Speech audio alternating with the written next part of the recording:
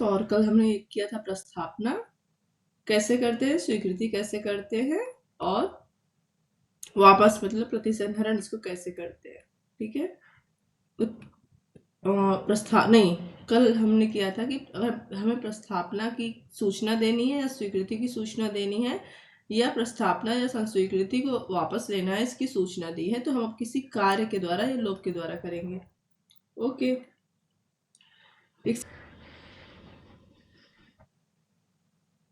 चलो क्या बोल रहा है देखो, ये था ना, रिकॉर्ड कर रहे हो यार, कम से कम 5-10 मिनट का रिकॉर्डिंग गई ना, 20 मिनट की पूरी।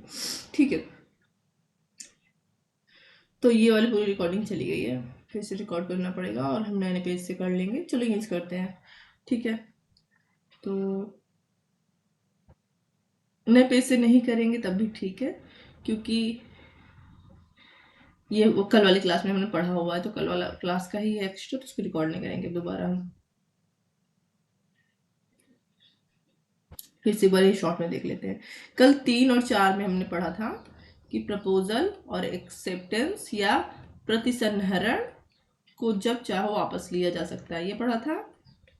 और नहीं, जब चाहे नहीं को वापस लिया जा सकता, प्रतिसंहरण मतलब वापस लेना, प्रतिसंहरण किया जा सकता है, पर इसकी सूचना देनी होगी, संसूचना देनी होगी, किसके द्वारा, किसी कार्य और या लोक द्वारा जिसका करने का उसका आशय हो।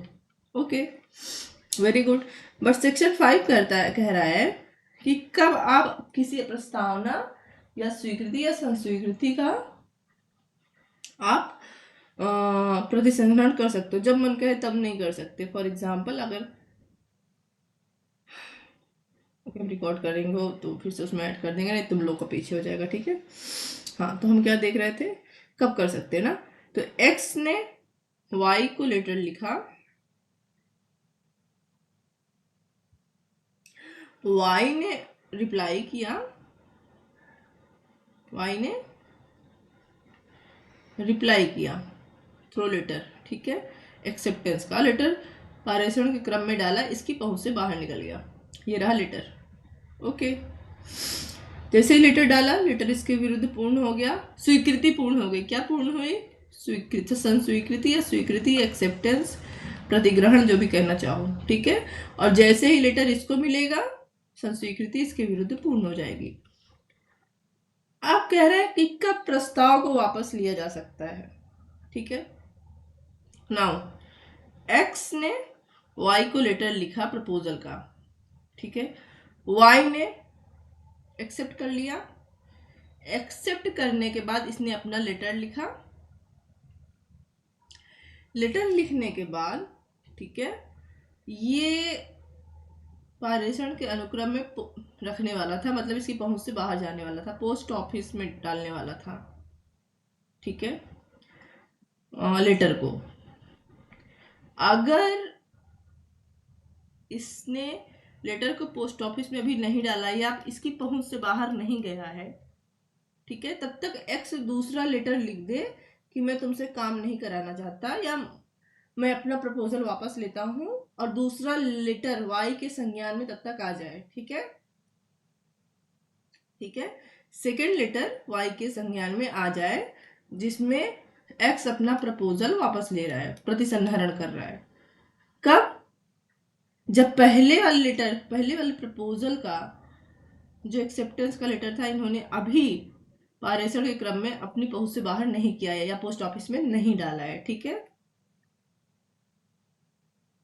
ठीक है, तब ऐसा वापस लेना, ऐसा प्रतिसंहरण मान्य होगा। बट अगर लेटर को डाल दिया होता या वाई की पहुंच से बाहर हो गया होता लेटर, चाहे 1 मिनट का, मान लो कि वाई के घर में 2 गेट है, ठीक है, इधर से पहला प्रपोजल आया था, पहले प्रपोजल को इन्होंने एक्सेप्ट किया, ओके, और दूसरे वाले गेट से अपने डाक पोस्ट ऑफिस भेज दिया इन्होंने। ठीक है, तब तक दूसरा लेटर भी आ गया कि भैया हमको तुमसे नहीं कराना, हम अपना प्रपोजल वापस लेते हैं। अब देखो, इनकी पहुंच से बाहर चला गया है, ठीक है। इसलिए ये लेटर ये प्रपोजल जो प्रतिसंहरण वाला है कि हम अपना प्रपोजल वापस लेते हैं, हमको तुमसे काम नहीं कराना, हम किसी और से कराएंगे, जो भी कारण हो, ये मान्य नहीं होगा। लेकिन मान लो कि भले 2 गेट है घर में, ठीक है, और पहला लेटर आया था, अभी ए पढ़ ही रहा था, या ए ने पढ़कर अपना लेटर लिखा, घर की अलमारी में रख दिया, अभी इसके कब्जे में ही है, ठीक है, एक्सेप्टेंस का। तब तक दूसरा लेटर आ गया कि मुझे तुमसे काम नहीं कराना, ठीक है। तो ऐसा प्रतिसंहरण भी मान्य होगा, क्योंकि अभी वाई के कब्जे से बाहर नहीं गया है, वाई का एक्सेप्टेंस का लेटर, ठीक है। नाउ देखो, हेलो आई गए एक, ठीक है। अब जो कि 10 मिनट का मेरा 15 मिनट की रिकॉर्डिंग छुट्टी है, तो थोड़ा सा एग्जाम्पल ही हमने दिया था, प्लस हमने क्या किया था, रिवीजन किया था कल वाली क्लास का, इससे ज़्यादा कुछ किया नहीं था। यहाँ हलवाई का एग्जाम्पल ले रहे हैं, उसमें मैंने एक शादी का एग्जाम्पल लिया था, ठीक है, इसके अलावा कुछ नहीं किया था मैंने, ओके, ठीक है। एक हलवाई हैं, इनके पास ऑर्डर आया कि मुझे 20 केजी मिठाई भेज दो तुरंत, ठीक है। बनाने का ऑर्डर नहीं आया है, बनाने का ऑर्डर आया, उसके बाद ये बना देता तब इनको लेना पड़ता, क्योंकि बनाने का ऑर्डर में क्या होता है, बनाना एक प्रपोजल है, ठीक है, कि तुम बनाओ, ये काम करो, कौन सा कार्य करना है, बनवाना है। और वहाँ हलवाई अपना सामान लगा देता है ना। हलवाई के पास आया कि तुम्हारे पास जितनी मिठाई वाला, अगर तुम्हारे पास 20 किलो मिठाई बनाई हो तो मुझे भेज दो। ये हलवाई की दुकान है, ठीक है, 20 केजी मिठाई का डब्बा बनवाया उसने, ठीक है। और ये गेट है, गेट से बाहर निकला और उसके पास गड्डी थी, गड्डी पे अपने रखा, गड्डी आगे बढ़ गई, ओके। तब तक पीछे से आया प्रपोजल, भैया नहीं नहीं नहीं, 20 किलो हमको मिठाई नहीं चाहिए, 20 किलो हमको शरबत चाहिए, मिठाई मत भेजना। तो ये मान्य नहीं होगा। अगर आपको 20 किलो शरबत चाहिए तो एक्स्ट्रा हम ले दे सकते हैं, लेकिन मिठाई मेरी पहुंच से बाहर जा चुकी है, ठीक है। अगर वो 20 किलो मिठाई पैक होकर इस पर रखी होती, या यहाँ अंदर दुकान में ही कहीं रखी होती, बाहर ना निकली होती, ठीक है, तब ये प्रपोजल मान्य रहता, ठीक है। सो जिसने एक्सेप्टेंस दिया है, ठीक है, उसका एक्सेप्टेंस का लेटर अगर उसकी पहुंच से बाहर चला गया है, तब आप अपना प्रपोजल वापस नहीं ले सकते, ठीक है। अगर आपने लेटर भेजा भी तो मान्य नहीं होगा, आप उस वचन से बंध जाएंगे, क्योंकि प्रपोजल एक्सेप्ट होने के बाद वचन हो जाता है। तो अभी तक तो हमने देखा कि प्रपोजल को कब वापस ले सकते हैं, प्रपोजल को तब तक वापस ले सकते हैं जब तक कि एक्सेप्टेंस का लेटर एक्सेप्टेंस करता या स्वीकृति करता की पहुंच से बाहर ना हो, ओके। अब हम देखते हैं, इतना गोचने के बाद नोट्स भेजने लायक नहीं रहता, ठीक है, ओके। अब हम देखते हैं हम स्वीकृति को कब वापस ले सकते हैं, स्वीकृति को कब वापस ले सकते हैं।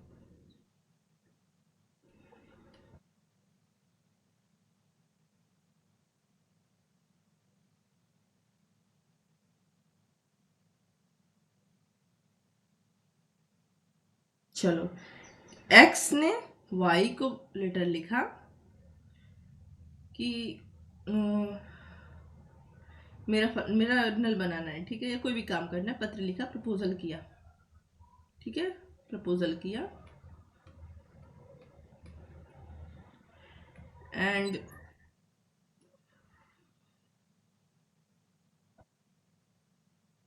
नहीं आ रहा,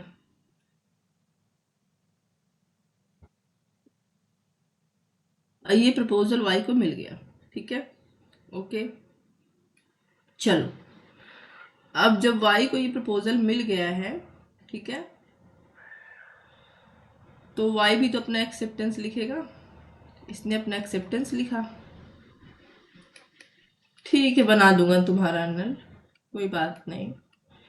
एक्सेप्टेंस में इसने पत्र लिखा, तो उसने क्या किया, पोस्ट ऑफिस में डाला। ठीक है, डाल दिया। जैसे ही इसने पोस्ट ऑफिस में डाल दिया, अभी अपना प्रपोजल वापस नहीं ले सकते, ठीक, क्योंकि इनके विरुद्ध स्वीकृति पूरी हो गई, यही हम देखे थे।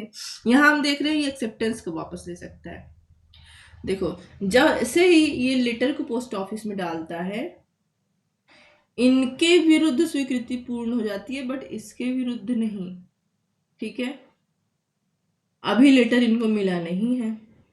ठीक है, तब तक इनका मन करता है भैया मेरे पास टाइम नहीं है, या बड़ा खूसट है, एक्स जो है टाइम पे पैसा नहीं देता, या जो भी है, मुझे नहीं बनाना नल, मैं थोड़ा बिजी भी हूँ, नहीं बनाना। और थोड़ी देर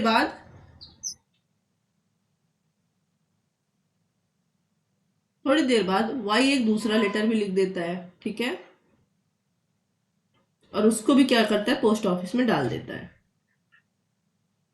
ठीक है, ओके, ये एक्सेप्टेंस स्वीकृति वाला लेटर है, जिसमें वाई बोल रहा है मैं तुम्हारा काम करूंगा, और ये इसमें अपनी स्वीकृति को वापस लेने से मना कर रहा है, कि बोल रहा है अरे यार मैंने स्वीकृति तो दी थी, बट अब मैं नहीं कर सकता। ठीक है, ओके। नाउ अगर ये लेटर पहले पहुंच गया एक्स के पास, और एक्स ने पढ़ लिया, जैसे ही एक्स को प्राप्त हुआ, तो वाई के विरुद्ध स्वीकृति पूर्ण हो जाएगी, है ना, क्योंकि वाई के विरुद्ध अभी साक्ष्य में यूज कर सकता है।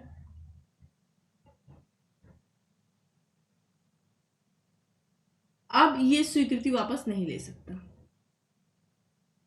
स्वीकृति पूर्ण होने के बाद, प्रपोजल पूर्ण होने के बाद आप उसको वापस नहीं ले सकते, बट किसी कारण से हो सकता है, जिस ट्रॉली में ये जिस गाड़ी से जा रहा था वो धीरे धीरे जा रही थी, और ये वाला जो मना करने वाला था, इसने स्पीड पोस्ट से बाय वंदे भारत ट्रेन भेज दिया, फ्लाइट से भेज दिया, और ये वाला उसको पहले चला गया। ठीक है, तो इसने इसमें लिखा था कि मैंने तुमको स्वीकृति तो भेजी थी, ठीक है, बट मैं तुम्हारा काम नहीं कर पाऊंगा, मैं अपनी स्वीकृति वापस लेता हूं। ठीक है, तो अब स्वीकृति संहरण हो गया। अब वाई बाध्य नहीं है। अब अगर इनको बाद में स्वीकृति वाला लेटर मिल भी जाता है तो मान्य नहीं होगा। ठीक है, इसीलिए देखो मोस्टली कई टाइम पे डाक वगैरह वाले आते हैं पहुंचाने, तो साइन लेते हैं। अब तो कम प्रचलन हो गया है ना, साइन से ही तो पता चलेगा सिग्नेचर से कि कौन सा डाक पहले आया था, कितने बजे आया था।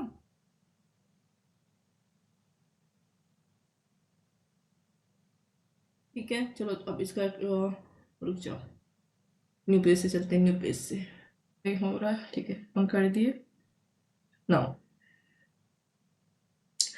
प्रतिसंहरण कब होगा, ये सेक्शन 5 बोल रहा है। तो प्रस्तावक के विरुद्ध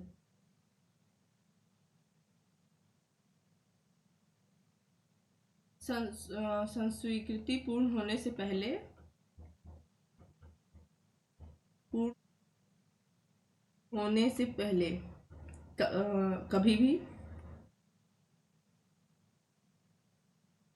प्रस्तावना का प्रतिसंहरण हो सकता है।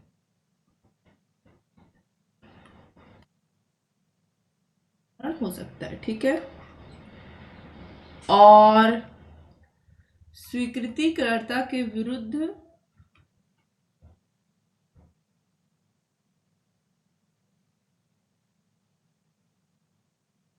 पूर्ण होने से पहले कभी भी प्रतिसंहरण हो सकता है।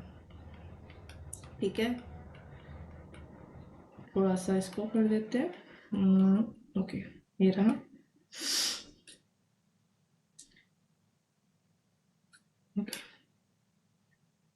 एक्स वाई, इसने लिखा लेटर, ठीक है, लेटर लिखा प्रपोजल का।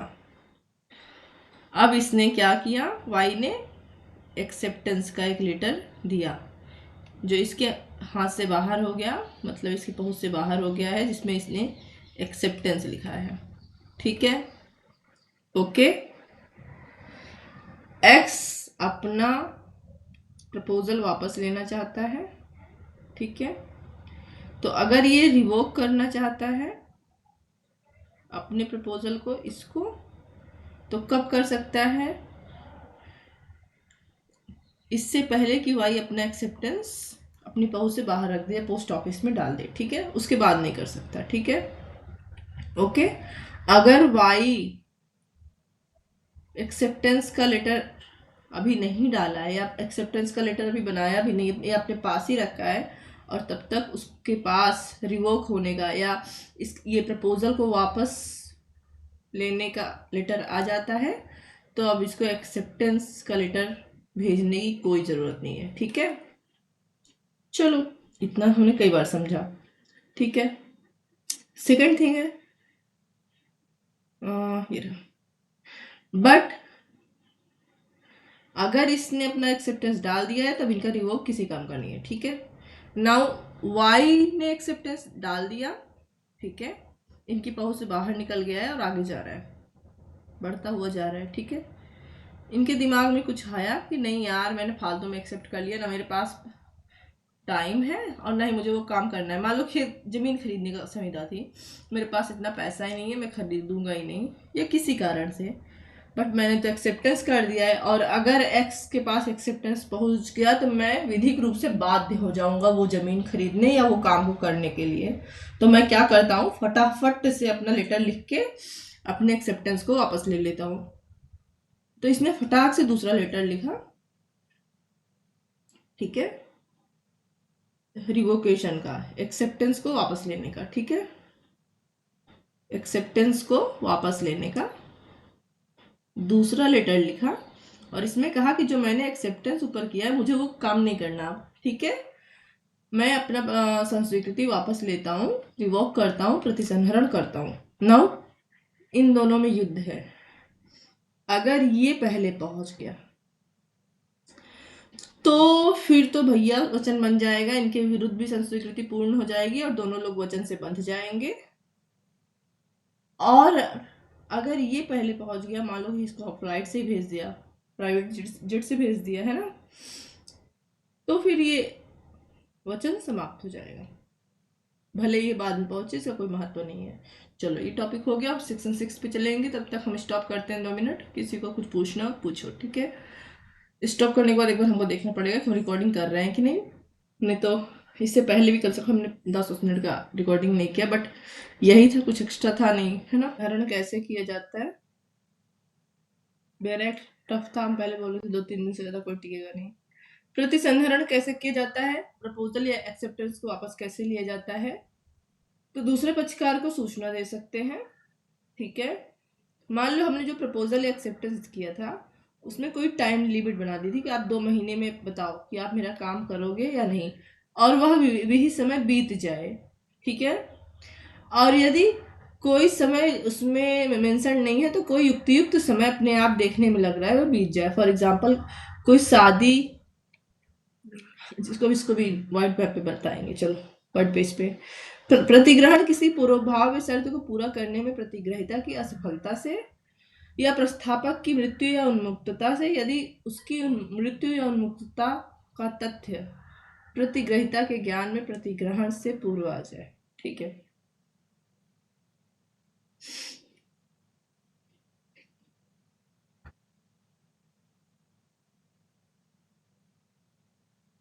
सो अभी तक हमने देखा कि प्रतिग्रहण कब होगा, एक्सेप्टेंस पूरा होने से पहले या प्रपोजल पहले पूरा होने से पहले, लेकिन कैसे किया जाएगा ये हम देखेंगे, ठीक है।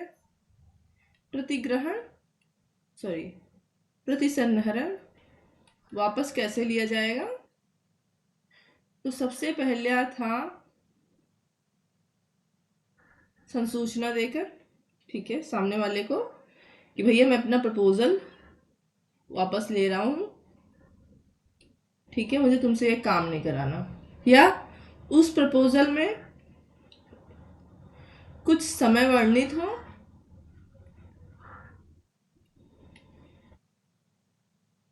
फॉर एग्जाम्पल ए के घर में ए को कुछ काम कराना है एग्जाम्पल के लिए, और बी से कहता है कि मेरा 1 हफ्ते में ये काम कर दो, ठीक है, कोई कार्य कराना है, और बी से कहता है मेरा 1 हफ्ते में ये कार्य कर दो, बट 1 हफ्ते का समय बीत गया, ठीक है। अभी ने वो काम नहीं किया, मतलब उसने प्रपोजल को एक्सेप्ट नहीं किया, ठीक है। तो प्रपोजल वापस हो गया। अगर समय का वर्णन नहीं है, समय का वर्णन नहीं है प्रपोजल में, तो एक युक्त समय, एक युक्त समय, एक ऐसा समय, रीजनेबल टाइम, जो देखने में ही लगे कि युक्त होना चाहिए, ठीक है। जैसे एक्स के घर में शादी है 6 महीने बाद, उसने वाई से बोला कि शादी की तैयारी करनी है, ठीक है, तो मुझे 4 महीने में शादी का सारा सामान बना के ला के दो, ठीक है। नहीं, टाइम नहीं, मुझे तुम जो है जल्द से जल्द शादी का सामान सारा करके दो, मैं तुमको पैसा देता हूँ। और 6 महीने बाद शादी है, देख 3 महीने, फिर 4 महीने, टाइम बीता जा रहा है, बट ये कुछ इंसान टस से मस से नहीं हो रहा, तो युक्त समय बीता जा रहा है, ठीक है ना। तो यहाँ पर भी क्या हो जाएगा, रिवोक हो जाएगा प्रपोजल या एक्सेप्टेंस भी, ठीक है। चलो अगला है, कोई शर्त थी पूर्वभाव में, ठीक है। पूर्व में कोई शर्त लगाई गई थी कि ये शर्त अगर पूर्ण होगी तभी काम होगा, नहीं तो नहीं होगा, ठीक है। और वो शर्त पूर्ण नहीं हुई, प्रपोजल रिवोक हो जाएगा, ठीक है।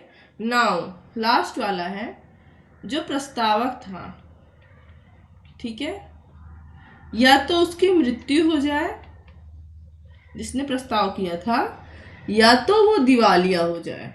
दिवालिया ही था ना, पागल था, I think, let me check, हाँ पागल था, ठीक है, पागल हो जाए।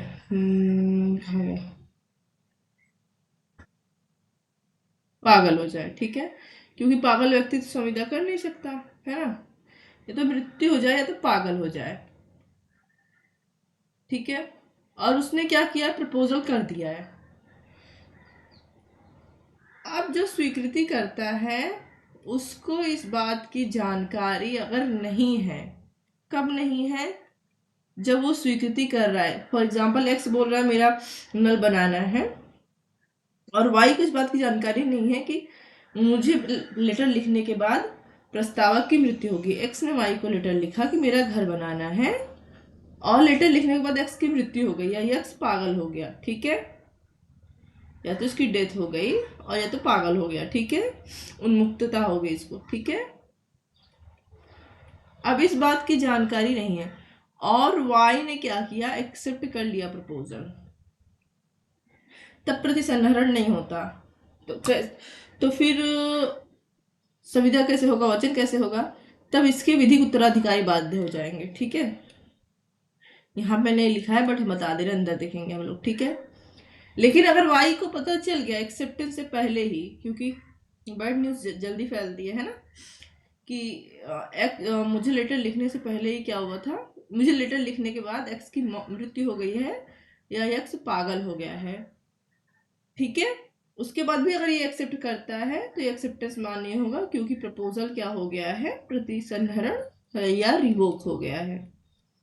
तो ये 4 चीज याद रखना, संसूचना द्वारा, समय वर्णित है तो समय के पूर्ण होने पर, या समय वर्णित नहीं है तो एक युक्त समय पर, और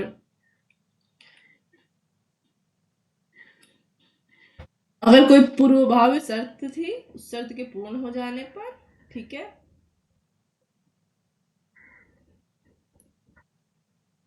और अगर प्रस्तावक की मृत्यु या पागल हो जाने पर, ठीक है, ठीक है, ओके। अब हम लोग अगले सेक्शन पे चलेंगे।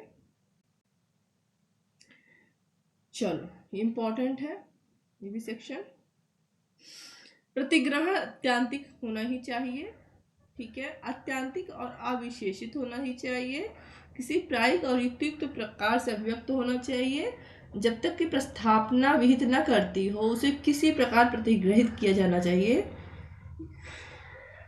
ठीक है।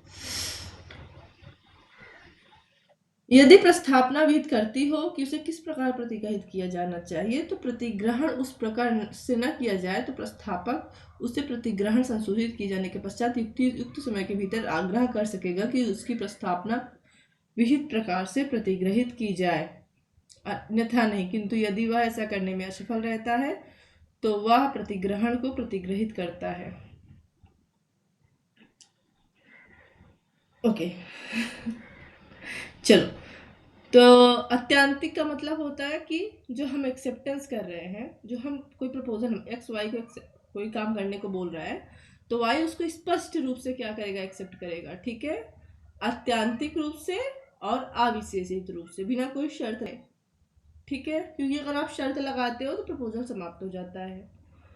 प्लस किसी प्रायिक रूप से और युक्तियुक्त प्रकार से उसको अभिव्यक्त करेगा, जब तक कि प्रपोजल कर्ता ने ना बताया हो कि आप किस प्रकार से करो, कोई प्रक्रिया ना बताई हो। यदि प्रपोजल कर्ता ने कोई विहित प्रकार की प्रक्रिया बताई हुई है, ठीक है, और प्रतिग्रहण उस प्रकार न किया जाए, तो प्रस्थापक उस प्रतिग्रहण संसूचित किए जाने के पश्चात युक्तियुक्त समय के भीतर आग्रह कर सकेगा कि उसकी प्रस्थापना विहित प्रकार से प्रतिगृहित की जाए, अन्यथा नहीं। किंतु यदि वह ऐसा करने में असफल रहता है तो वह प्रतिग्रहण को प्रतिग्रहित करता है।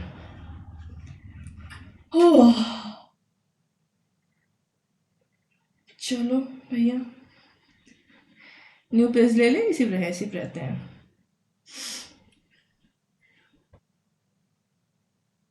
ठीक है, चलो। आप कह रहा है सेक्शन 7।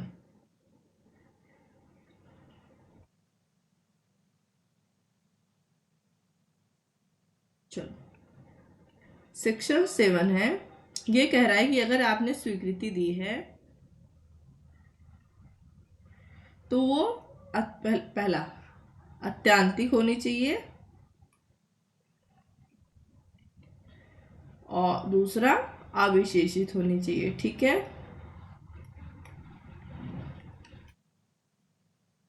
इसका मतलब क्या हुआ, इसका मतलब अगर एक्स आपसे कह रहा है कि भैया मेरा नल सही कर दो, मैं तुमको 500 रुपए दूंगा, तो वाई हूबहू उसको वैसे ही एक्सेप्ट कर दे, ऐसे नहीं नहीं मैं तो 600 रुपए लूंगा। ठीक है, मान लो एक्स मान भी गया 600 रुपए में, तो वो दूसरा प्रपोजल हो जाएगा। ठीक है, पहला वाला प्रपोजल समाप्त हो जाएगा। ठीक है, बिना किसी शर्त के होना चाहिए, और जैसा प्रपोजल किया गया था आपसे बोला गया था आप 5 लाख में जमीन खरीदोगे, तो आप 5 लाख में हूबहू अविशेषित होना चाहिए, और आप उसमें कुछ स्पेशल ऐड नहीं करोगे। ठीक है, चलो, ये हो गया। दूसरी बात, आपने स्वीकृति कर ली है, लिया है, प्रतिग्रहण की सूचना आप कैसे दोगे, तो युक्तियुक्त रूप से दोगे। देखो ये लिखा हुआ है, हाँ दिखा रहे हैं तुमको, युक्तियुक्त प्रकार से, प्रायिक रूप से, और अभिव्यक्त होनी चाहिए। अभिव्यक्त मतलब स्पष्ट रूप से प्रतीत होनी चाहिए। तो युक्तियुक्त प्रकार से दोगे जिससे कि सामने वाला व्यक्ति समझ सके कि हाँ भैया आप उसका कार्य करने के लिए रेडी हो। अगर हम किसी से बोलते हैं भैया हम लोग 50,000 रुपए देंगे, मेरा नल बना दोगे, और वो पार में गुटको लगा, तो ये कोई युक्तियुक्त प्रकार नहीं है, क्योंकि उसका कोई अर्थ नहीं निकल रहा। ठीक है, अभिव्यक्त होनी चाहिए। अभिव्यक्त का मतलब होता है अपनी बात को बताकर। अभिव्यक्ति 2 प्रकार से होती है, एक लिख कर, इसमें नहीं है बता दे रहे हैं, और एक बोलकर। ठीक है, एक्स्ट्रा यहाँ लिख दे रहे हैं हम, एक लिखित और एक बोलकर। ठीक है, और प्रायिक प्रायिक कुछ और भी था ना। ठीक है, प्रायिक रूप से होनी चाहिए। चलो, ये 2 बात तो बोला था। एक चीज ये सेक्शन और बोल रहा है कि स्वीकृति बिना किसी शर्त के होनी चाहिए, अत्यांतिक होनी चाहिए, स्पष्ट होनी चाहिए, अविशेषित होनी चाहिए। अगर आप किसी बात की स्वीकृति कर रहे हो तो उसको साफ शब्दों में सामने वाले को युक्तियुक्त प्रकार से बताओ। ठीक है, अगर एक्स ने तुमसे पूछा भैया मेरा ये काम करोगे, और तुम 50वीं मंजिल पर चढ़ के वहां से चिल्ला रहे हो हाँ, तो ये कोई युक्तियुक्त प्रकार नहीं है, क्योंकि एक्स को सुनाई नहीं पड़ेगा, है ना। हो सकता है आप मोबाइल में मैसेज कर दो, वो युक्तियुक्त प्रकार है। ओके, एक तीसरी बात ये कर रहा है, मान लो कि प्रस्तावक ने जब तुमको कोई काम करने के लिए कहा था कि और ये भी कहा था कि अगर तुम स्वीकृति करना तो एक विशेष प्रकार से करना। फॉर एग्जाम्पल, तुमको मेरा घर बनाना है तो तुम मेरे घर के सामने एक बड़ी सी बोर्डिंग में ऐसी बड़ी सी बोर्डिंग लगवा देना और उस पर लिख देना, हाँ मैं तुम्हारे घर का नल सही करूंगा, बड़ी सी बोर्डिंग, ठीक है। तो एक्स ने वाई से ऐसे कहा था, वाई ने एक्सेप्टेंस तो ले ली लेटर, लेकिन बोर्डिंग नहीं लगवाई, बल्कि चुपचाप इनको व्हाट्सएप पे मैसेज कर दिया, भैया हम तुम्हारा काम कर देंगे लेकिन हम बोर्डिंग वोर्डिंग हमसे ना होगा, ठीक है, ओके। तो एक्स को पता चल गया कि वाई मेरी स्वीकृति ले लिया है। अब अगर प्रपोजल कर्ता को, प्रस्तावक को कोई उससे प्रॉब्लम है तो वो बताए स्वीकृतिकर्ता को कि अगर जब तक तुम बोर्डिंग लगा के एक्सेप्ट नहीं करोगे कि मैं तुम्हारे घर का नल बनाऊंगा, या जब तक तुम लाउड स्पीकर पर नहीं चिल्लाओगे कि मैं तुम्हारे घर का नल बनाऊंगा, तब तक ये वचन नहीं बनता, ठीक है। तो अगर उसने दोबारा फोन, एक्स ने फिर से वाई से कहा नहीं भैया व्हाट्सएप मैसेज मान नहीं है, बोर्डिंग लगा के ही करो, बट वाई ने मना कर दिया तो वचन समाप्त हो गया, प्रपोजल समाप्त, ठीक है, ओके। लेकिन एक्स को वाई ने जब व्हाट्सएप मैसेज किया और बोर्डिंग वाला मना कर दिया या कुछ नहीं बोला बोर्डिंग पे, बस इतना बोला ठीक है मैं नल बना दूंगा, और एक्स चुप रह गया, ठीक है, प्रस्तावक चुप रह गया, तो ये माना जाएगा कि उसने स्वीकृति को मान्यता दे दी है, ठीक है, उसको नल बनाने वाले को मान्यता दे दी है, अब स्वीकृति पूर्ण हो जाएगी, ठीक है। अगर प्रस्तावक चुप रह गया किस बात पे, वह विशेष प्रकार जिस प्रकार से वह चाहता था कि स्वीकृतिकर्ता अपनी स्वीकृति को बताए, जैसे लाउड स्पीकर चिल्ला के बताए या व्हाइट बोर्ड पे लिखवा के बड़ा सा होल्डिंग लगवाए, ये सारे कोई भी प्रकार हो किसी भी तरीके से ये सब चीजें नहीं कर रहा स्वीकृतिकर्ता, वो सिंपल एक्सेप्टेंस कर रहा है, ठीक है, और उसके बाद भी प्रस्तावक कुछ नहीं बोलता है, तो ये माना जाएगा कि प्रस्तावक ने क्या कर लिया है, स्वीकृति को एक्सेप्ट कर लिया है, मतलब स्वीकृति को अपनी सहमति दे दी है, मतलब स्वीकृति की स्वीकृति कर ली है, ओके। ये था सेक्शन 7, ओके। सेक्शन 8 एंड 9, उसके बाद आएगा सेक्शन 10, वो इसकी हम ओके, ये भी आज हम करेंगे, बहुत इंपॉर्टेंट टॉपिक है ये। इसके बाद क्वेश्चन आंसर भी करेंगे क्योंकि मेरे पास आज थोड़ा सा हम लेट हुए, थोड़ा सा नहीं ऑफकोर्स लेट हुए थे, एंड क्योंकि मेरी तबीयत ठीक नहीं रहती तो कभी क्लास छूटे से अच्छा आज थोड़ा सा एक्स्ट्रा क्लास ले लें, है ना। सेक्शन एक मिनट, ओके, 8 एंड 9 इसको देख लेते हैं, फिर सेक्शन 2 का हम अलग से पूरा क्लास लेते हैं और एक क्वेश्चन आंसर सीरीज भी करते हैं, ठीक है, ओके। शर्तों की पालन या प्रतिफल की प्राप्ति द्वारा प्रतिग्रहण, किसी प्रस्तावना की शर्तों का पालन या अधिकारी वचन के लिए जो प्रतिफल किसी प्रस्तावना के साथ पेश किया गया हो उसको प्रतिग्रहण, उस प्रस्तावना का प्रतिग्रहण है। वेरी सिंपल, वचन अभिव्यक्त या विवक्षित हो सकता है, जहां तक कि वचन प्रस्तावना या प्रतिग्रहण शब्दों में किया गया है वह अभिव्यक्त कहलाता है, और जहां ऐसा वचन या प्रतिग्रहण शब्दों से अन्यथा किया गया है वह वचन विवक्षित कहलाता है, ठीक है। चलो क्या बोल रहा है देख लेते हैं, सेक्शन 8 और 9 दोनों को। So here is section 8 and here is section 9, ठीक है।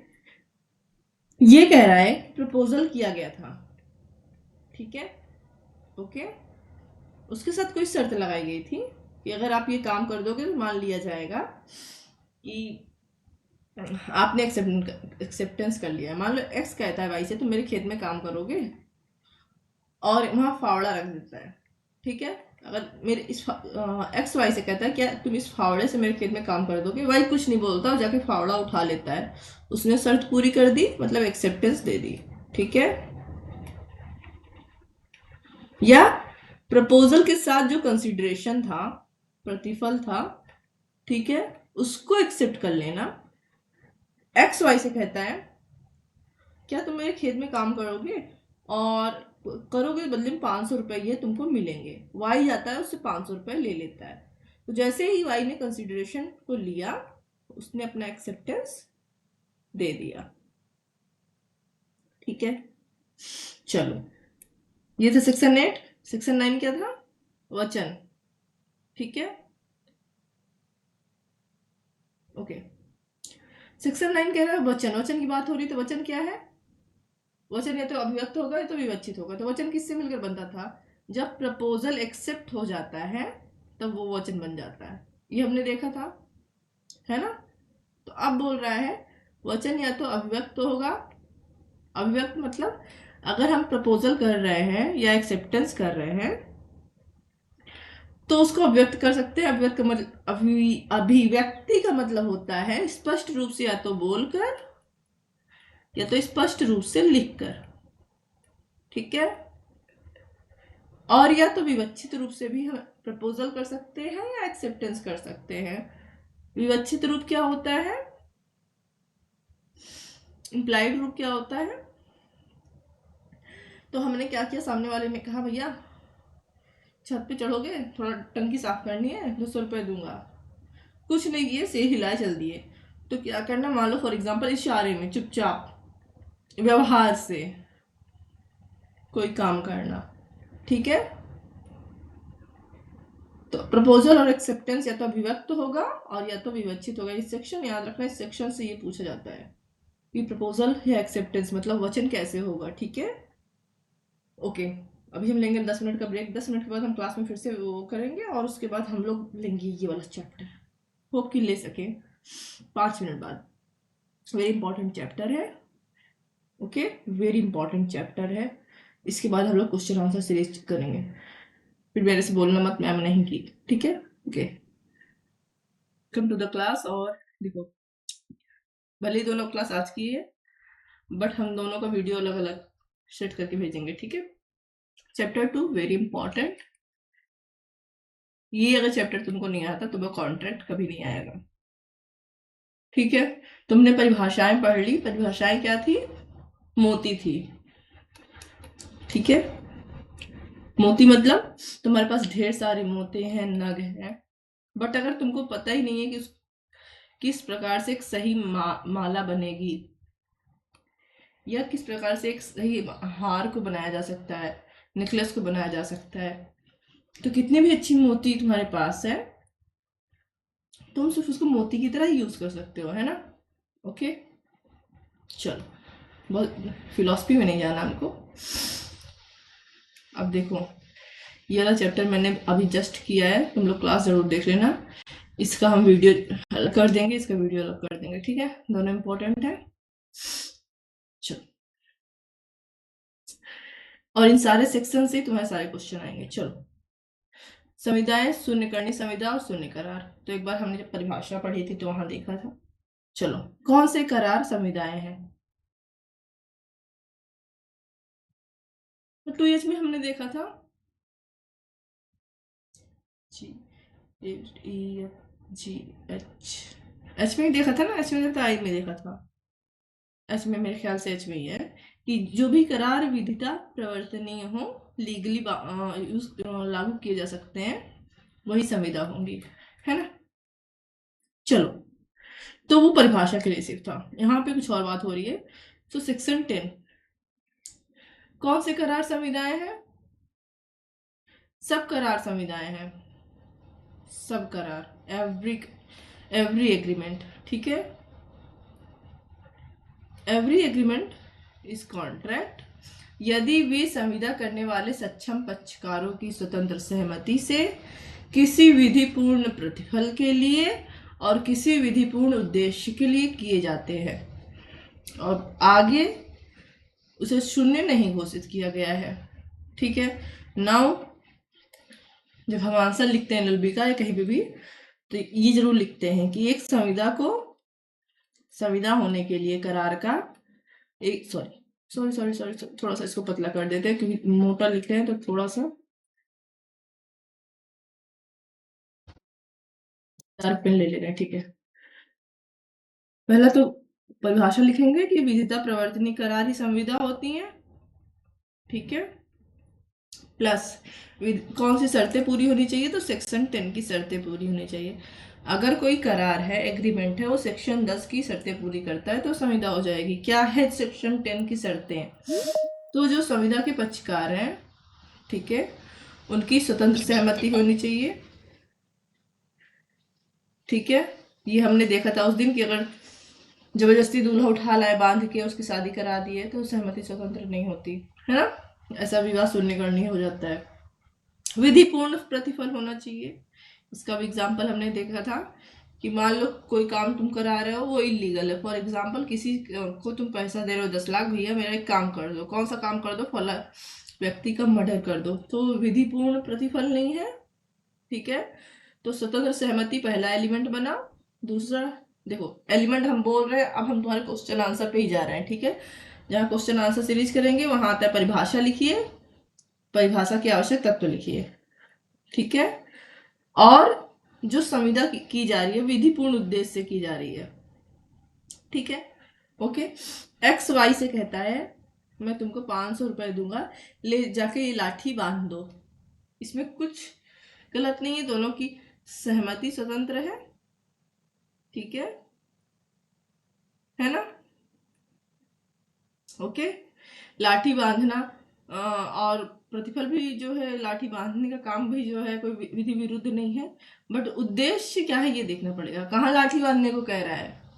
नेशनल हाईवे पे, नेशनल हाईवे के बीचों बीच, तो ये उद्देश्य विधिपूर्ण नहीं होगा, तो उद्देश्य भी जो है विधिपूर्ण होना चाहिए, ठीक है।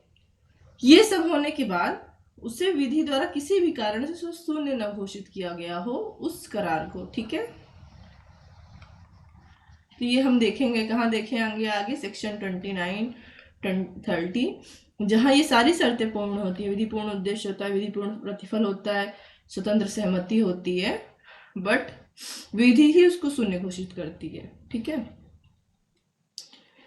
चलो, तो इसको हम व्हाइट मैप में थोड़ा वो बना रहे हैं, व्हाइट पेज में मैप कर रहे हैं, क्योंकि हम पेज भेज रहे हैं तुम लोग को ना, तो ठीक रहेगा।